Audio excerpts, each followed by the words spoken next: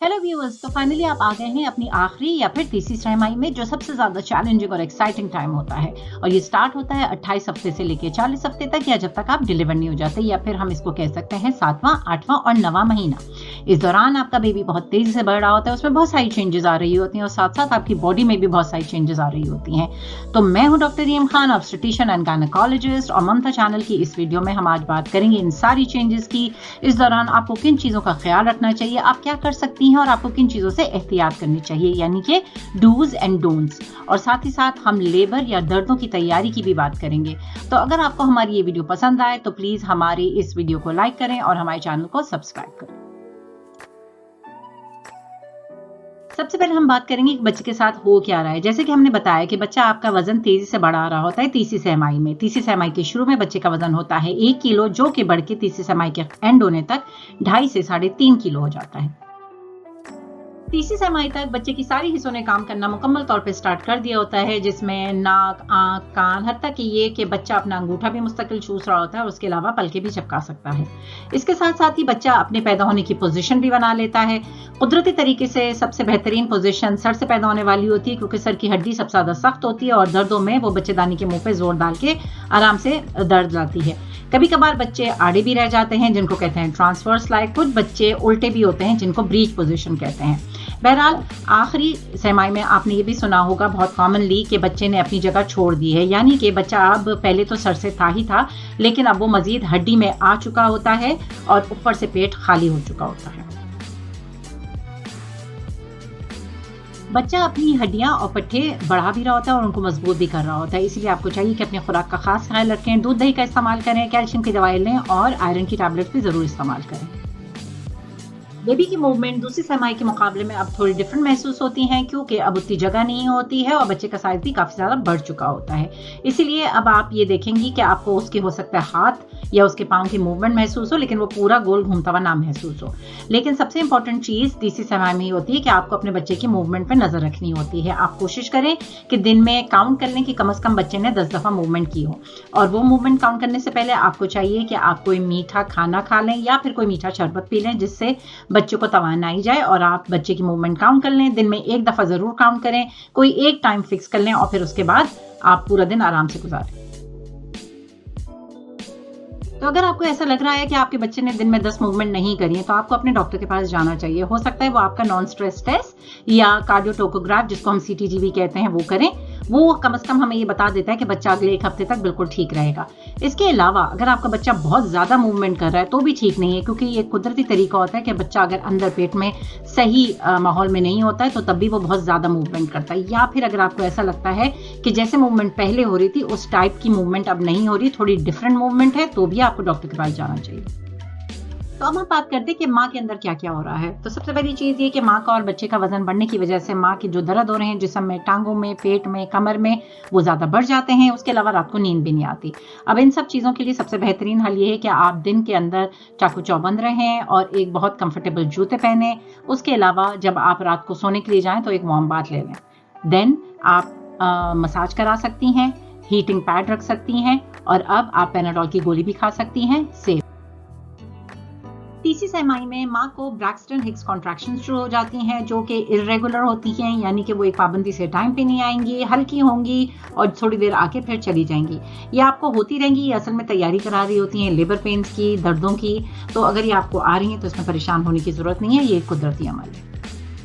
पानी की शिकायत इस दौरान में काफी आम होती है, लेकिन बस ये ध्यान रखें कि अगर उस पानी के अंदर कोई खारिश नहीं हो रही है, कोई स्मेल नहीं है और कोई कलर नहीं है, तो आपको कोई परेशान होने की जरूरत नहीं है। ये नॉर्मल प्रेगनेंसी का पानी होता है। अब बात हम करते हैं उस पानी की, जो पानी की एक थैली होती है। अगर वो फट जाती है तो फिर आपको पेशाब की तरह बहुत तेज गश पानी का आता है, तो ये आपकी पानी की थैली फटने की निशानी होती है। अगर आपके साथ ऐसा हो जाता है तो 50% औरतों में तो पानी थैली फटने के बाद दर्द शुरू हो जाते हैं। अगर आपका कुछ टाइम गुजर गया है और आपके फिर भी पानी की थैली के फटने के बाद दर्द नहीं शुरू हुए, तो आपको फौरन डॉक्टर के पास चले जाना चाहिए। तीसरी तिमाही में मसाने और पेशाब की प्रॉब्लम बहुत कॉमन होती है। इसकी वजह ये होती है कि बच्चे ने अपनी पोजीशन फिक्स कर ली होती है, उसका वजन मसाने के ऊपर पड़ रहा होता है कंटिन्यूसली, जिसकी वजह से मसाना पूरी तरीके से खाली नहीं होता। लिहाजा आप पेशाब जल्दी जल्दी थोड़े थोड़े वक्फे से कर रहे होते हैं और थोड़ा कर पाते हैं, पूरा मसाला खाली नहीं कर पाते हैं। तो इसमें कोई परेशानी की बात नहीं है, लेकिन ख्याल रहे कि अगर आपको बुखार होता है या आपको पेशाब करने में दर्द जलन हो रहा है तो प्लीज डॉक्टर से रुजू करें। हो सकता है कि आपको पेशाब में इन्फेक्शन हो गया हो। दूसरी एक और चीज जो मसाने की प्रॉब्लम होती है वो ये कि आप जब खांसती हैं या छींकती हैं तो आपको थोड़े से पेशाब के कतरे निकलते हुए महसूस होते हैं। वो भी इसी वजह से होता है, बच्चे की प्रेशर की वजह से।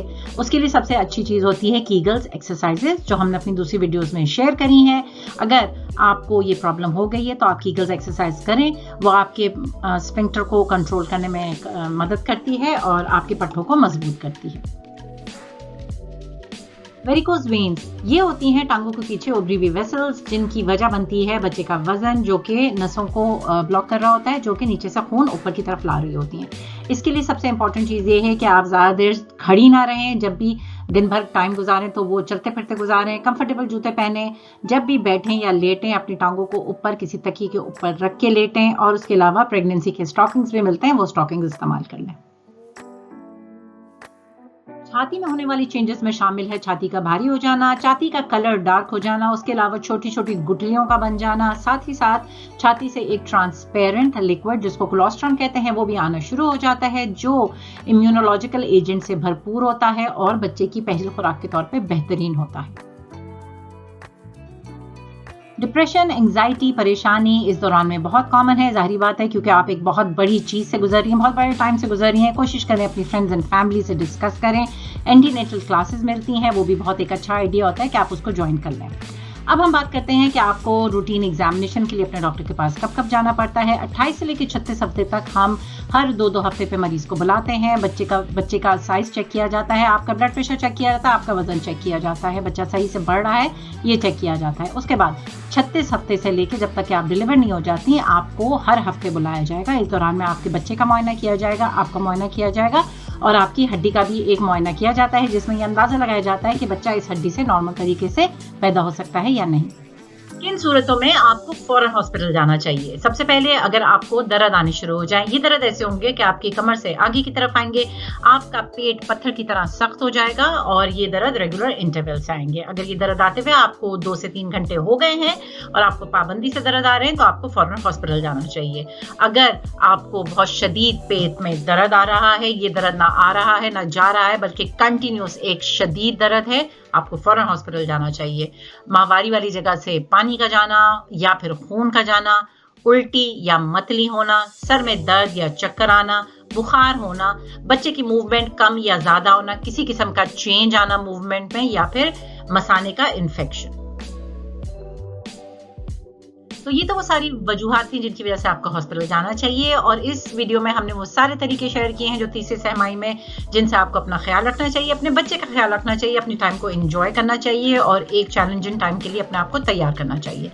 तो व्यूअर्स, अगर आपको हमारी ये वीडियो पसंद आए तो प्लीज इसको लाइक करिएगा, हमारे चैनल को सब्सक्राइब करें अगर आपने अभी तक नहीं किया है, और हमारे आने वाली वीडियो से बाखबर रहने के लिए बेल आइकॉन को दबाइए। बहुत बहुत शुक्रिया। बेशक आप एक बहुत अजीम माँ बनने वाली हैं।